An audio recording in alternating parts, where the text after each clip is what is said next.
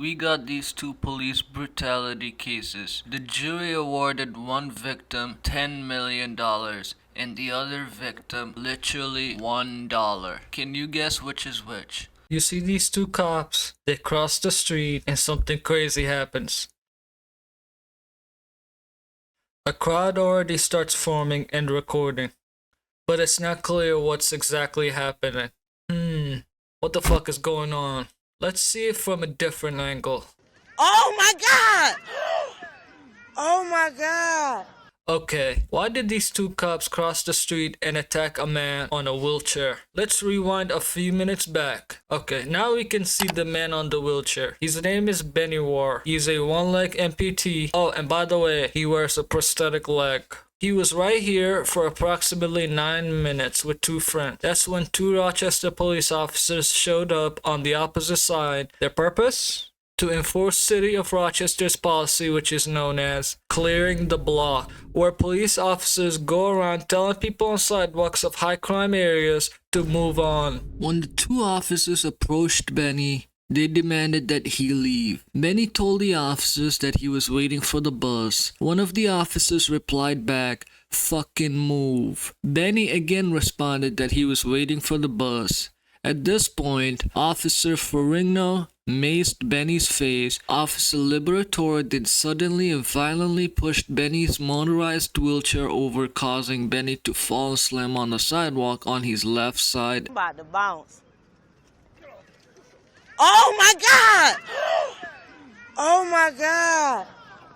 Come on, come on, come on, I am. Come on, come on! Yo, real talk. And they maced him. He was at the bus stop. He kicking him. Oh, you can't even call the police on the police scrap. Wait. Did you catch that? Let's play it again from a different angle. The officer looks to his left and then his right, and what follows is a vicious elbow strike to the individual who is completely innocent at this point. And the other officer starts using knee strikes. Okay, some of the things that happens next is caught on camera, while some is not. Let's cover the parts that are not caught on camera. After Benny War was thrown to the ground, his prosthetic leg got yeeted off. The police officers jumped on Benny and began striking, kneeing, or kicking him in the stomach, chest, back, or the head. You know the only part they did not hit him? The one where the leg is missing.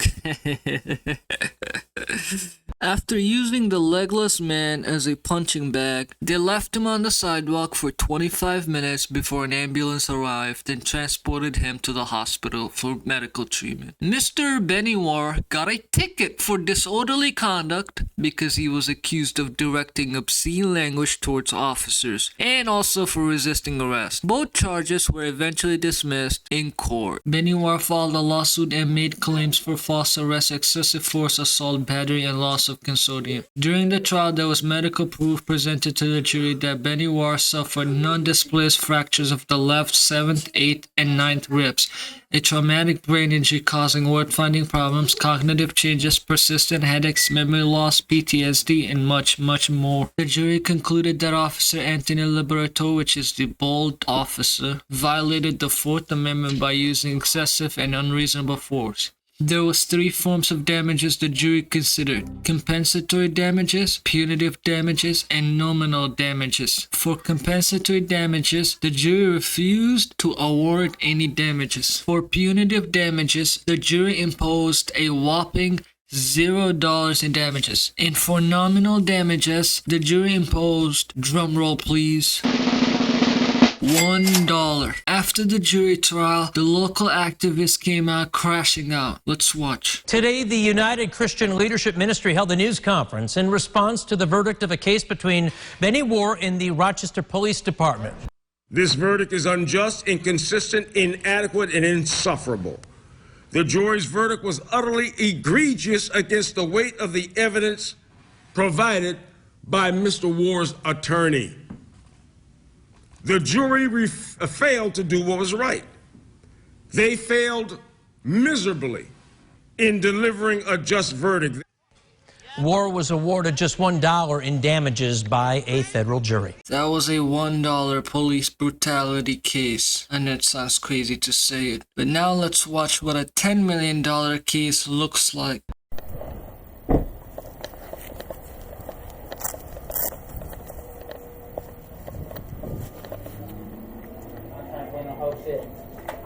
Dude, what are you doing, man? I'm just looking for my way back to the crib. Wait. You trying to get directions to Eastern Middle? I told you where it was at about 2 minutes ago. That was you? Yeah, well, who the fuck else was it? I'm sorry, I know you're the cops. So I told you where it was at, right? Yeah. So why are you in here asking the same thing? Let me give you some context for what happened before the camera came on. This is 20-year-old Luther Gonzalez Hall. He walked up to this Dearborn police officer, Marvin Sanders, and asked for directions. Afterwards, Gonzalez was still confused, so he decides to go into the store to ask for directions again. I asked him for directions, and he was just being rude already and cursing at me and stuff like that. So I just wanted to get away from him. I feel like he was having a bad day.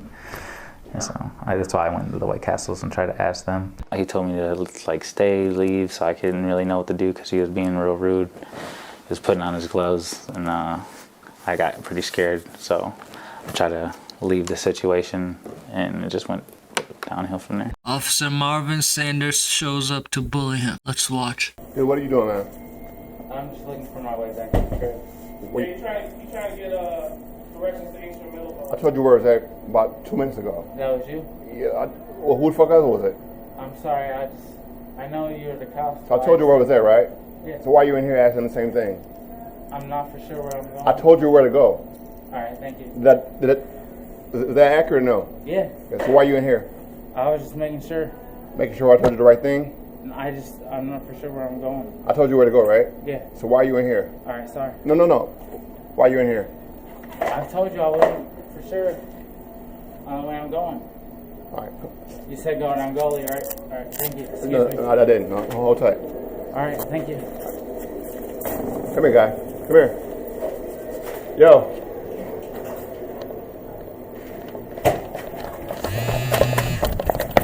Whoa. What are you doing, You eh? don't need to touch me like that. Whoa. You shouldn't need to touch me like that. Okay. Come on, stop. What the fuck are you doing, bro? What the fuck? Stop. I'm having something. What the fuck is your problem? Bro, what the fuck? The officer chases down Gonzalez and assaults him, handcuffs him, arrests him for resisting and opposing a police officer. Prosecutors later said Gonzalez's slurred speech from drinking was an additional reason for his arrest, but that was not even included in the original police report. Ultimately, all of the charges were dismissed. 2 years after his arrest, Internal Affairs investigated this incident and gave Officer Marvin Sanders 1 day suspension without pay. Nice. Luther Gonzalez Hall filed a lawsuit for constitutional violations including false arrest, false imprisonment, battery, emotional distress, and probably more. The arrest resulted in severe injuries, including 6 fractures in his foot, multiple surgeries and fusions, and a limp with permanent damages. Nearly 5 years after the initial incident, a jury concluded that Luther Gonzalez Hall's constitutional rights had been violated and awarded him a $9.3 million in damages.